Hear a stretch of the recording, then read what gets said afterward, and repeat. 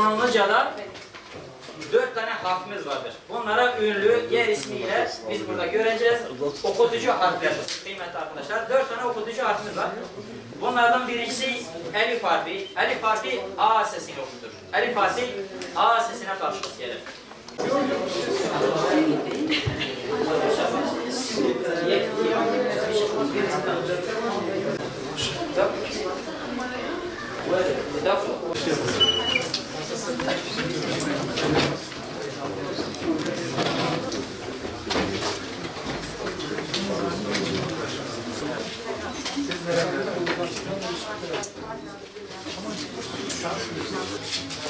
Sayın Valim okumak ister misiniz? Sırbistan. Süpersiniz. Zırhıstan. Her fama yardımcıya beji, hani jıkkılık eder ve jibokaya bejişçe kajık. Fal. Fal. Falo da oradan mı? Evet, falo da orada. Falo. Falo sesleniş anlamında kullanılıyor. Verdek. Verdek. Verdek. Verdek. Verdek, ördek demek. Dek. Verdek ve Vene. uene. Vene. Uene.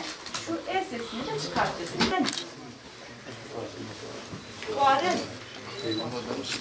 Uvaril. Uaren. Değerli arkadaşlar, Medeniyet Atölyesi'nde Kürtçe, Zazaca, Arapça, Farsça, Süryanice ve Osmanlı Türkçesi olmak üzere 6 branşta çok yoğun bir talep oldu ilan ettikten sonra. 1000'in üzerinde vatandaşımız bu 5 dil ve Osmanlı Türkçesi ile ilgili müracaatta bulundu. Ama biz ilk etapta 650 civarında öğrencimizle kurslarımıza başlamış olduk. Türkiye Cumhuriyeti sınırları içerisinde Türkçenin dışında da konuşulan 10'a yakın farklı ana diller var. İşte bu ana dilleri korumak, geliştirmek de bizim devlet olarak, millet olarak görevimiz. Biz olaya böyle bakıyoruz. İşte bu babdan Türkiye Cumhuriyeti sınırları içerisinde Türkçeden sonra en çok kullanılan ana dillerden bir tanesi de Kürtçe ve Zazaca. İki dilde Diyarbakır'da yoğun olarak kullanılan iki ana dil, iki değerimiz. İşte biz Diyarbakır Büyükşehir Belediyesi olarak Kürtçe, Zazaca, bunun yanında Arapça, Farsça, Süryanice ve Osmanlıca olmak üzere 6 dilde bu kursları başlatmış olduk. Değerli arkadaşlar, son 18 yıldır Türkiye Cumhuriyeti Devleti ana dille ilgili çok önemli kararlar aldı. Çok önemli devrim niteliğinde işler yapıldı.